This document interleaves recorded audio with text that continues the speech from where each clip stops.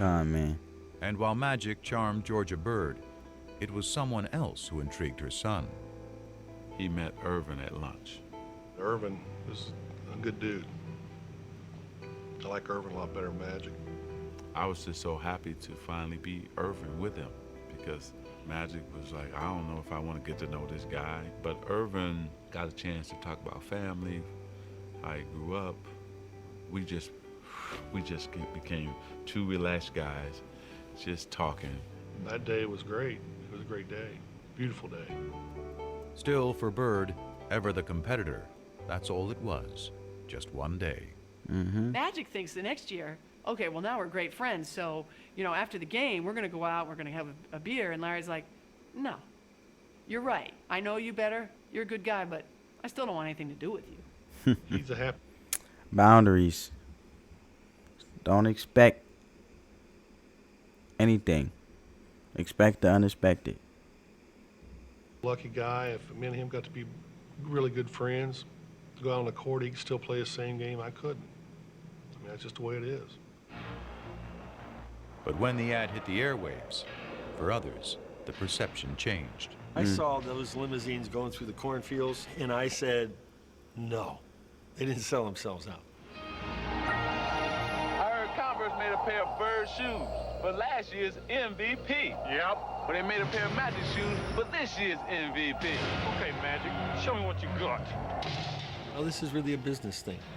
The Bird shoe, the Magic shoe. And maybe that's where the business thing started to get bigger and began to trump who they both really were. It polarized the whole idea of lunch bucket versus Hollywood, white versus black. Just cemented all the differences I wonder when they did the commercial, did they really drink that can of soda or was it like some water or something in there? between them. Kids weren't wearing black gym shoes because they didn't want to be associated with the Larry Bird camp. You wore your white Converse. The basketball rivals had morphed into cultural warriors, and race, more than ever, had become an unavoidable part of the conversation. Yo! But nothing about Bird and Magic had ever been as simple as black and white. One of the big reasons this rivalry became so emblematic of so many things is because it was an easy dichotomy for people to understand. But it's crazy to simplify it as saying white people like Bird and black people like Magic because 13% of the country is black. But it wasn't like 87% of basketball fans preferred the Celtics. Who's your favorite basketball player? Magic Johnson. Who's your favorite? They also did this with music and Spike Lee and not just CPS no more. It branched out to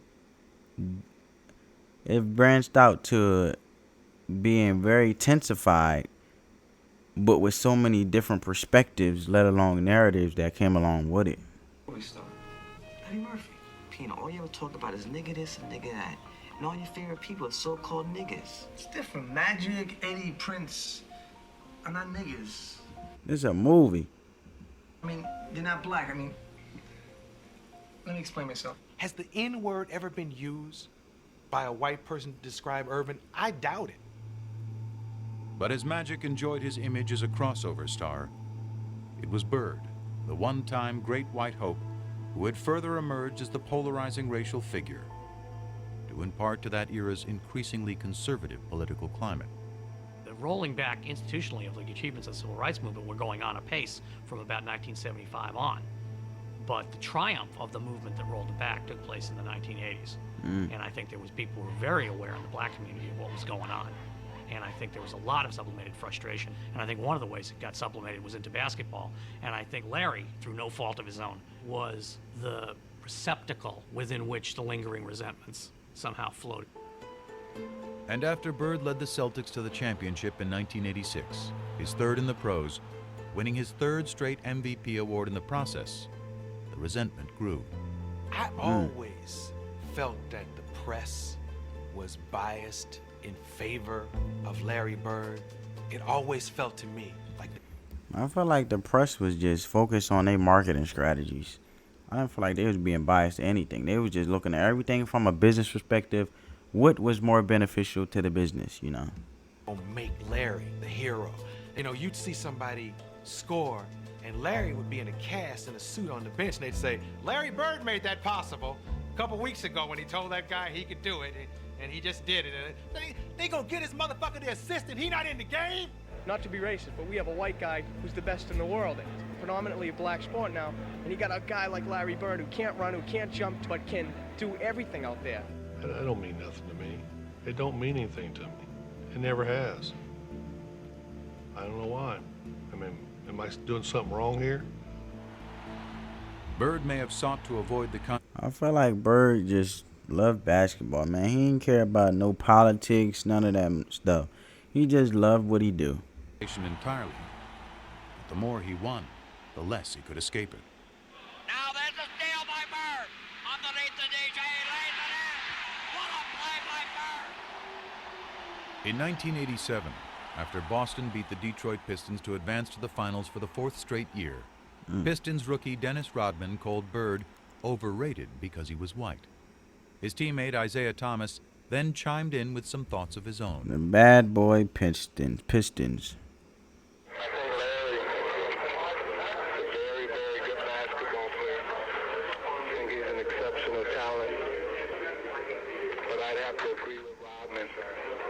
If he was black, he'd be just another good guy.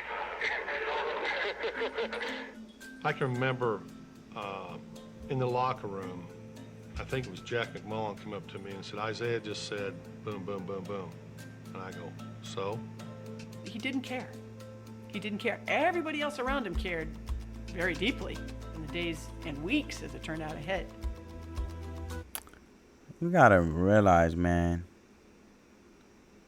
Bird is very mentally tough. Been through a lot. Let alone go through this uncontrollable backlash that he's not even narrating. Just imagine you go just to do what you love to do, your career, you know, you're upholding your professionalism and all these different narratives just trying to swarm you.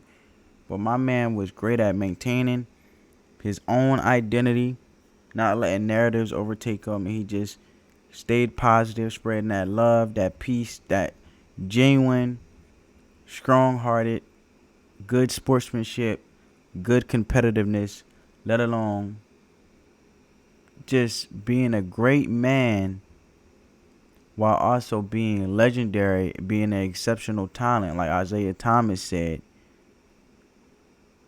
while being televised on national TV, being part of the National Basketball Association.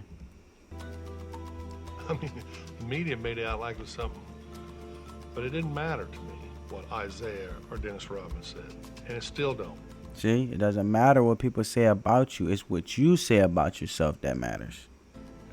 It has no bearing on what I do in my life. He doesn't see race. He really doesn't. And he could have. That's great. That's amazing. This guy grew up poor, white, in southern Indiana.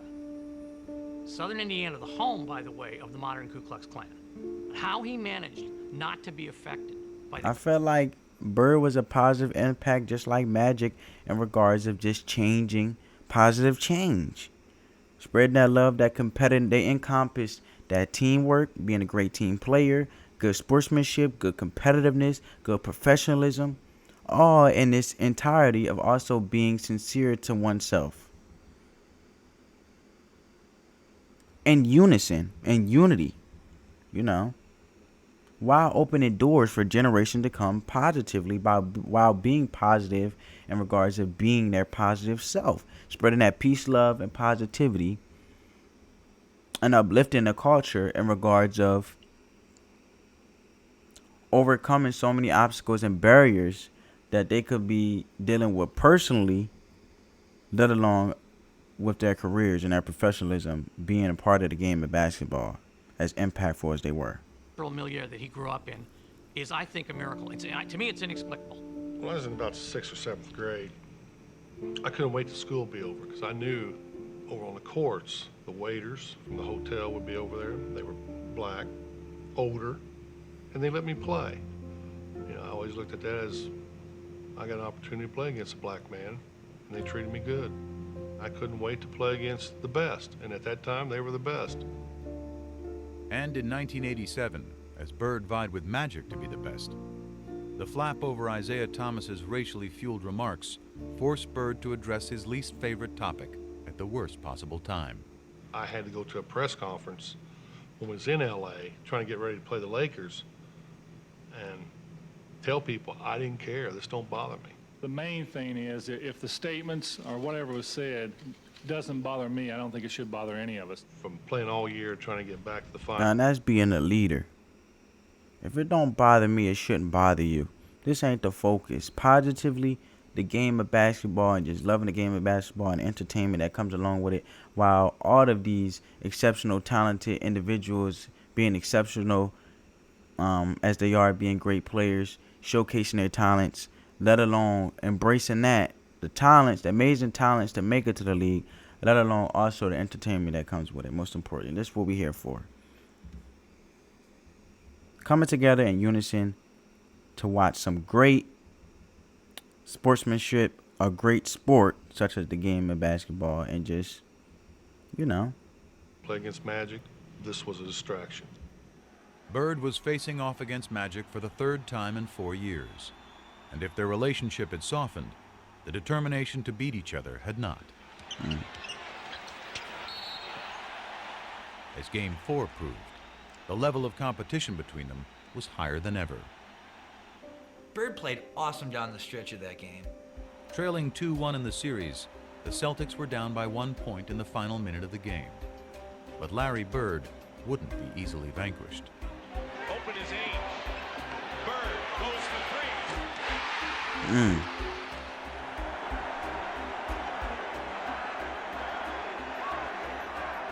With 7 seconds left, though, the Lakers still had life. 3 years earlier in the '84 Look at her face.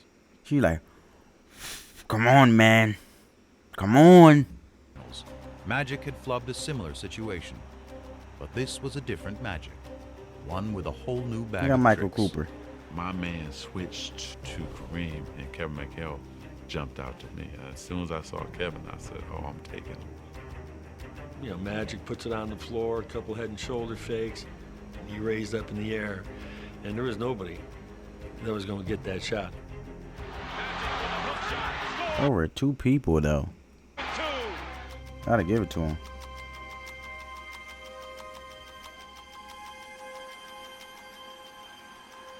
I remember after they called timeout thinking, there's still a shot here. Celtics may still win this game.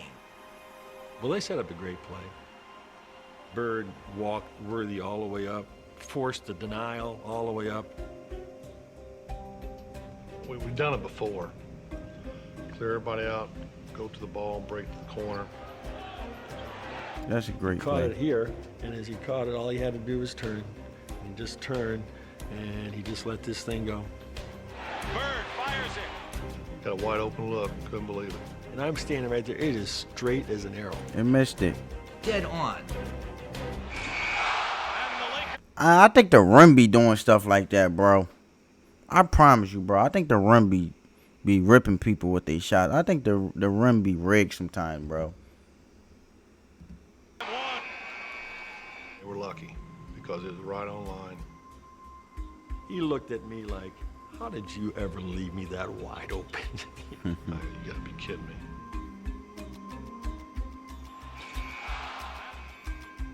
Changed the whole series. The Lakers won the series in 6. And in the aftermath of a year in which Magic had won his first MVP, the rivalry suddenly took on a new tone. Magic's just a great basketball player. He's the best I've ever seen, Unbelievable. I don't know what to say. I was shocked that he said it because I thought to myself, maybe this is the beginning of a new era that's not going to include him. It was the passing of the torch a little bit. Just a respect, man. He gives respect where you gives. Look, man, never be a sore loser. You give gratitude, appreciation, and respect to those who did it, man. Who deserves it. You good sportsmanship, man. That's what it is. Vanquishing Bird in '87, Magic wasn't done winning. The following year, he squared off in the finals against his good friend Isaiah Thomas and the Pistons. beating them to become the NBA's first repeat champions in 2 decades. By the dawn of the 90s, he'd won 5 titles, played in 8 finals, and equaled Bird's MVP tally of 3. But the more Magic won, the less Irvin seemed to be around to reap the spoils. Once I tasted the champagne and the championship, I wanted more of that and more of that. So Magic kept growing because we were successful. He probably just never got satisfied, wanted more and more. See, I come to realize when it comes to success, it's not, you know, you get the pressures and you want to be successful. You want to get to the top. But then when you get to the top, it's the pressure at staying to the top, right?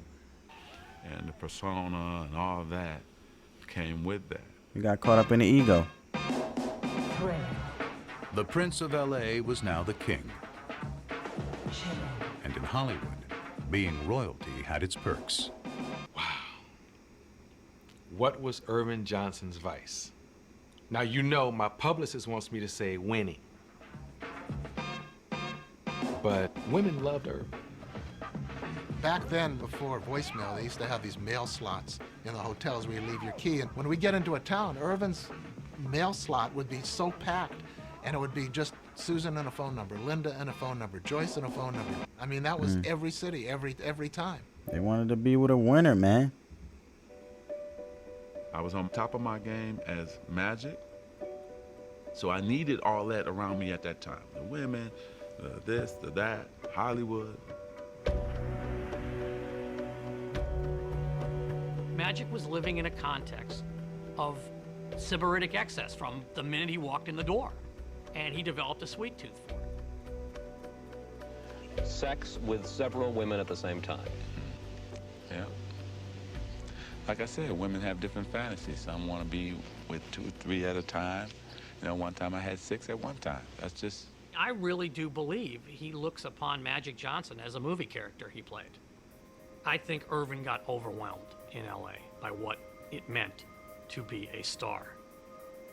That's probably true, that the Magic ego swallowed Irvin. Yeah, man.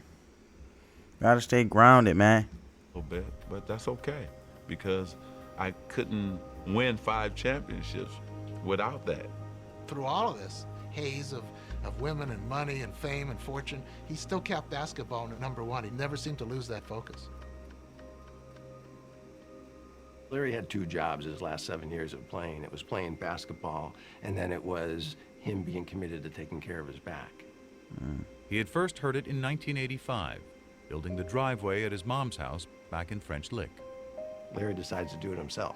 This is Larry Bird, the superstar, out there breaking his back, literally shoveling gravel. And that was the beginning of a process.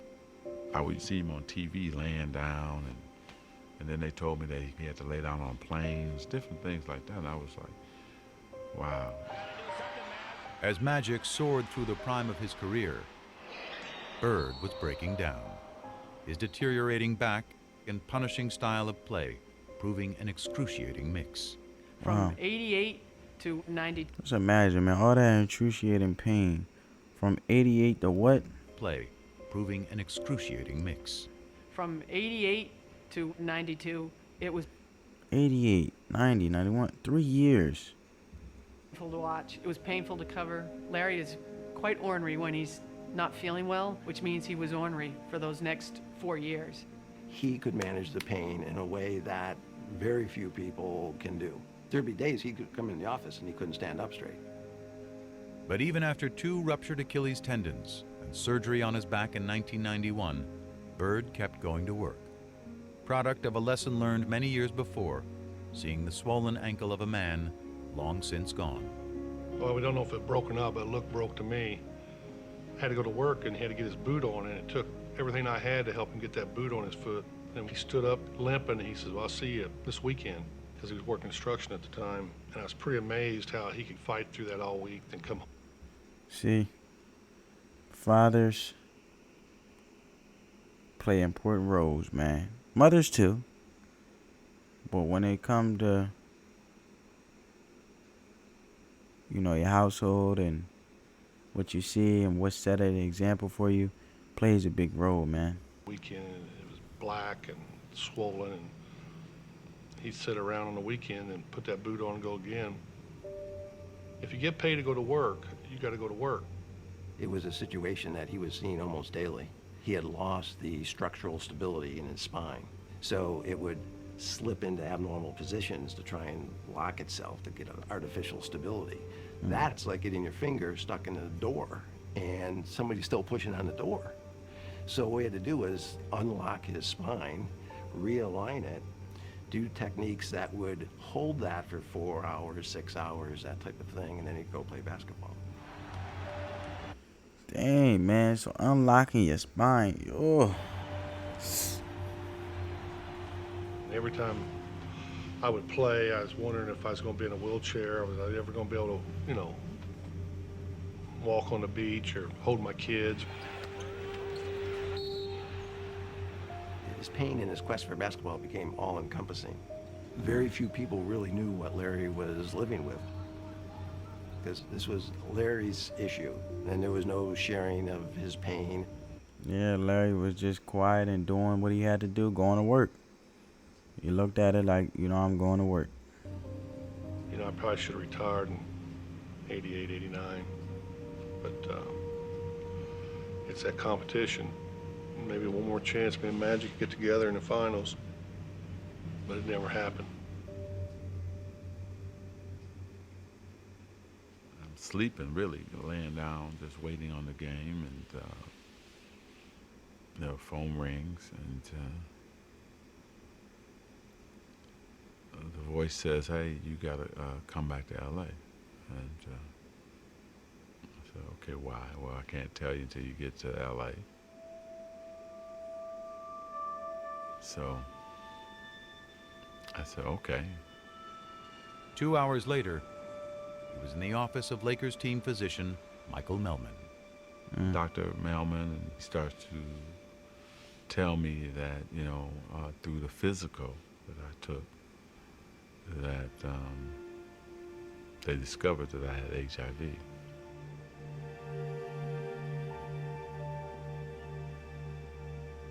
Wow. First time ever in my life.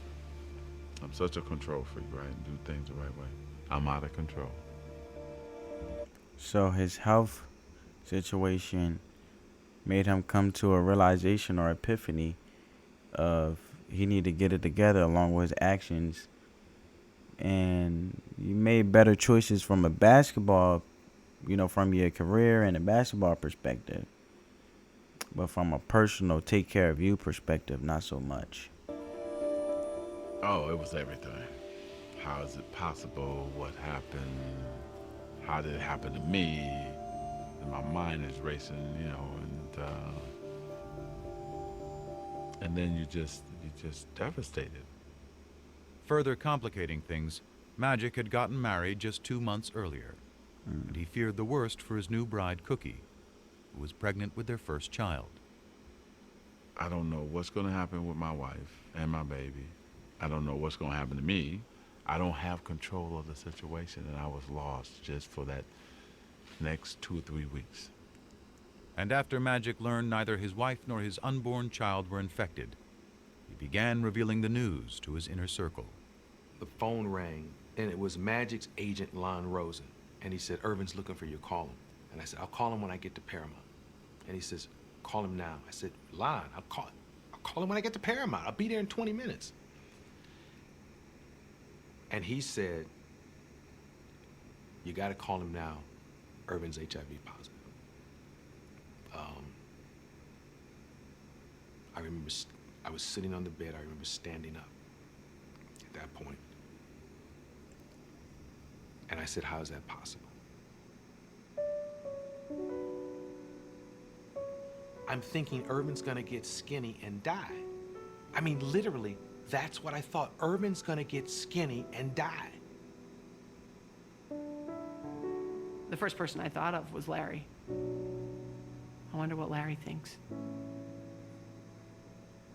The day that I heard about Magic, it just sort of changed my love for basketball. It shook me up. You gotta get that feeling Probably the same type of feeling I had when my father died. He wants to understand why, how can I talk to him? How, I need to speak to him. It was just really important for Larry to talk to him. Wow. So see, the love. See, the ones that's hard on you, you tend to love the most, and they was hard on each other in regards of the game of basketball, being competitive and pushing each other for their fullest potential. But then it makes the love so much greater because the value in what you put in somebody's life, right? So he wanted to talk to Magic as quick as possible. Sort of,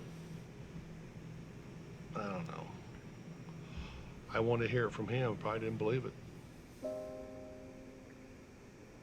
Called me, and we're talking. It's just, how you doing? I heard about it, and you can almost hear both of us with some tears in our eyes, and I'm choked up because he did call me,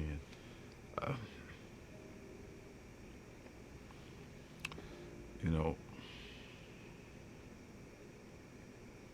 when something happens,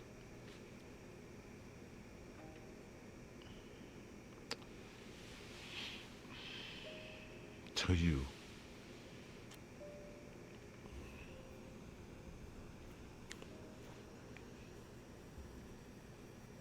and then you find out who really your friends are.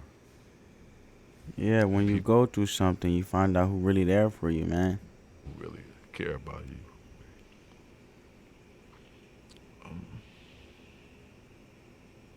You figure all those battles, all those things we had to go through as warriors, as competitors, and as men. And here this man says, hey, you know what, man, you're okay. And so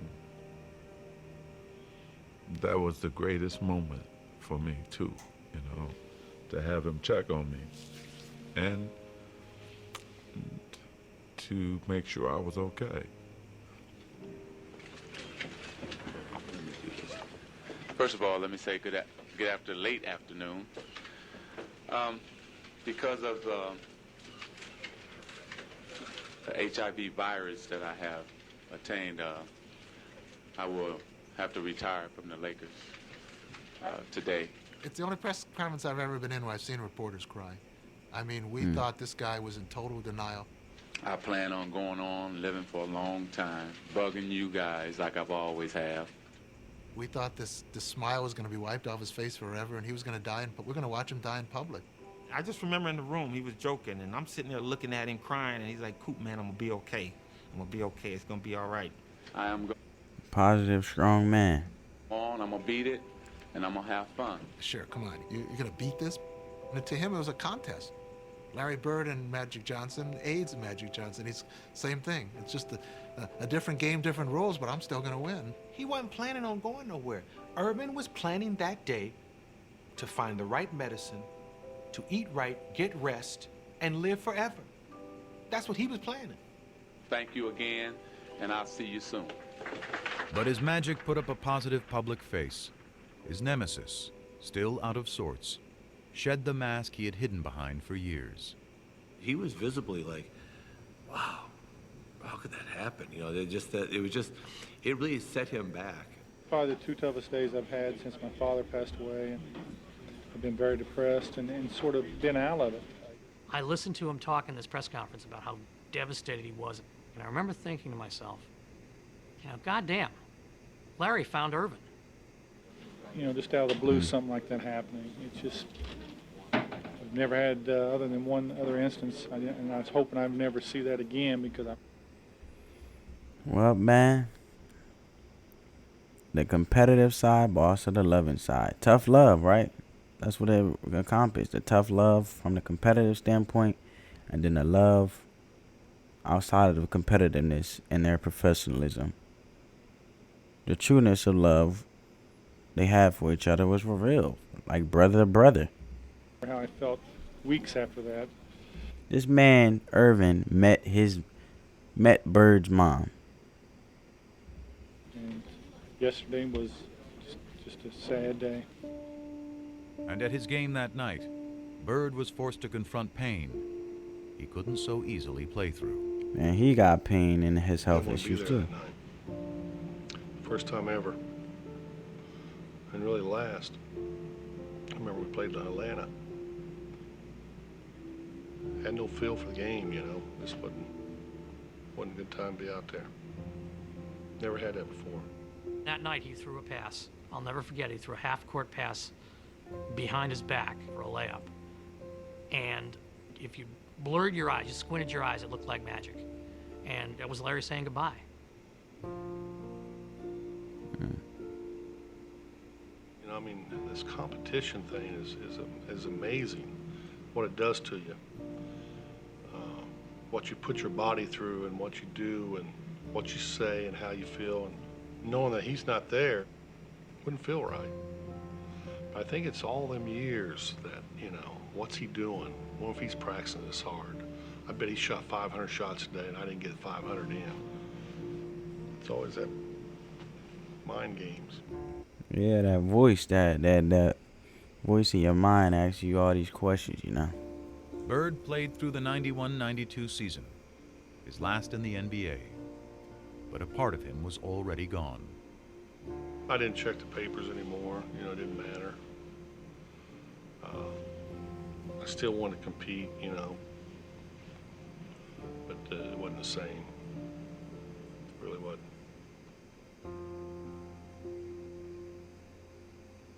With the exception of that year when he was called Tragic Johnson because on the basketball court things didn't shake down properly, this is the first time I'm hearing ignorance, hatred, vicious, nasty things. There was some of my former teammates who had their own little things that they were talking about and why this happened to me. You know anybody else that's heterosexual that got it? Come on, man. You're in denial. I've been called gay, faggot, Irvin's lover. I've been called all that shit. Lon Rosen got a call from Isaiah Thomas asking, you know, I keep hearing Magic's gay. And Lon said, well, for crying out loud, you know better than anybody he isn't. You're one of his best friends. And he said, well, we don't know what's going on in Hollywood. And the fact that Isaiah was questioning why he got this, I think it was really, really hurtful to him. The negativeness, the negativity, you know, they always try to creep up on you. The ones that are closer to you, you know, they can hurt you. You know, they could say some things that you wouldn't expect for them to say or be shocking, you know. He used to say, you know, I don't want people to stop shaking my hand and giving me my hugs. We He loves categorize to them. be loved. And that's what bothered him the most, that people would change in relationship to him. He would show up at the Lakers facility to work out and to shoot some baskets, and he'd try to engage his teammates and say, hey, you want to play a little one-on-one before practice? And, oh, geez, no, I can't. I got to go get taped. Or, oh, geez, I got work to do. I got to do something else. The worst thing of all of this, that I couldn't play basketball. I don't even think dealing with HIV. It was I couldn't play. The game, the surroundings was his whole world. That's his personality. When you take that away, you know, you're hurting. I knew he was hurting in a big way. The only sex is safe sex, and that's no sex. As basketball went on without him, Magic performed ably in his new role as HIV educator and spokesman. I'm helping every way that I can. But he still pined for the arena, which had made him a star. So when he was invited to play in the 1992 NBA All-Star Game, he jumped at the chance, promptly stealing the show and winning MVP honors. But that was just a warm-up for the encore Magic had up his sleeve. He's not done yet because we're going to go to Barcelona and bring back the gold for everyone here in the United States. He said, we're going to go to Barcelona and bring back the gold. Brothers now. For the first time ever, NBA players would be competing in the Olympics. And Magic, armed with a message, was not about to miss the show. It would have proved to people that you were not going to get the disease playing against me. And then also for me too, personally. You know, it was therapy. It was a way to say, man, yeah, you get to do this one more time. There was also one other perk. I think playing with Larry was very important. That's something they talked about. I mean, he was going to be on the dream team. He was going to be with Michael. He was going to be with Barkley. But he was going to play with Larry. Magic kept saying to him, I just want to get you The dream team when they was in college and now. that court one more time. Let's just have one more sequence like we had all the way back in 1978. But it was interesting that with Magic being the one that was HIV positive, he felt great. He was in the best shape of his life. He had worked so hard to make sure he didn't go there as a token player, and here was Larry, who couldn't even practice, who could barely move. But you know what? Didn't matter. We were still together. You know, Didn't matter. When you got positive loved ones around you, whether they blood or not, you know, biological family or not, you know, just sincere individual, good-hearted individuals, it didn't matter. It doesn't matter. Sorry, family. It doesn't matter the circumstance. What matters is the unison coming together, right? didn't matter. Hold me close and hold me fast. The magic spell you cast. This is La Vie en Rose. When Bug it. And when he got his opportunity, he switched a few. I see La Vie en Rose. And who's taking the last shot with the game on the line? When I got my opportunity, I still was Magic. With the hooks, with the fakey. 14 years after they'd first crossed paths, the smiling kid from Lansing and the shy boy from French Lick were happily back together in Barcelona. Look at that, man. Look at how amazing that is. 14 years after they'd first crossed paths, the smiling kid from Lansing and the shy boy from French Lick were happily back together in Barcelona. But it took just one glance outside their hotel's front door each morning for them to see that as far as they had come, they were as far apart as ever. The only way you walk out that door if you wanted attention. But I asked this guy, I go, how can you get around this? There's got to be a way. Lo and behold, there was a side door. You can go wherever you want.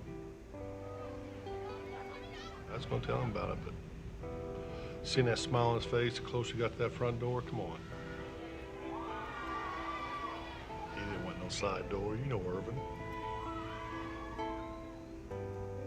He'd go right in the middle of them. Turn the long way, sweetheart. There you go. I'm going out the front because that's who I am. I don't go out the back.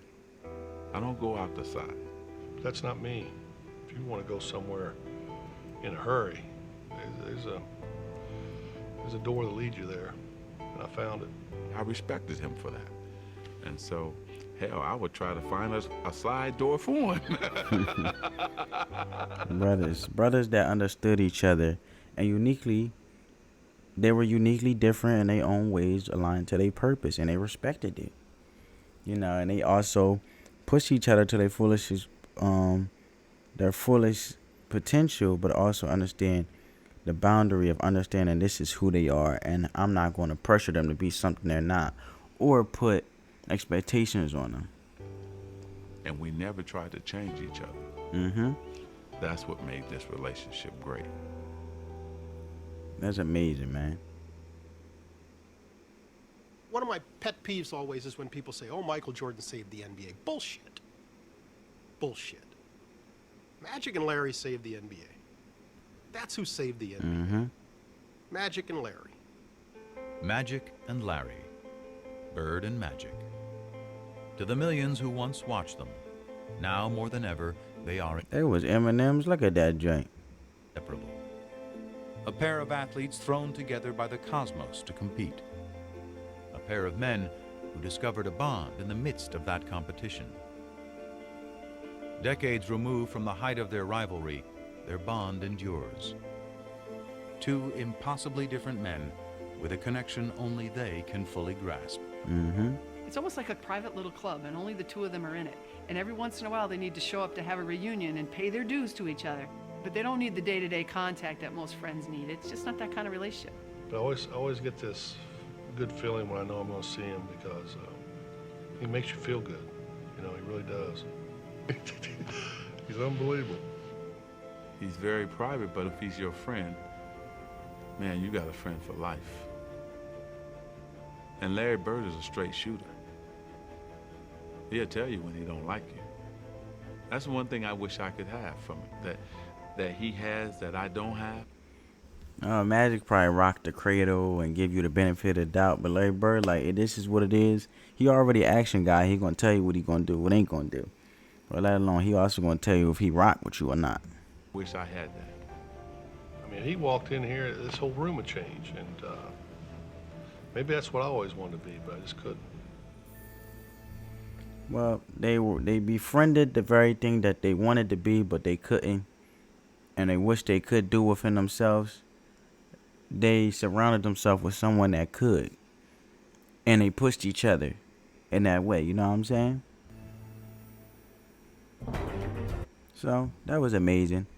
Hope you guys enjoyed this video. Give this video a big thumbs up, man. It helps crush that YouTube algorithm. It's totally free. Comment down below any legendary top and what reaction videos you guys would love to see. And remember, family, let the love supersede the hate, family. On that note, family, peace.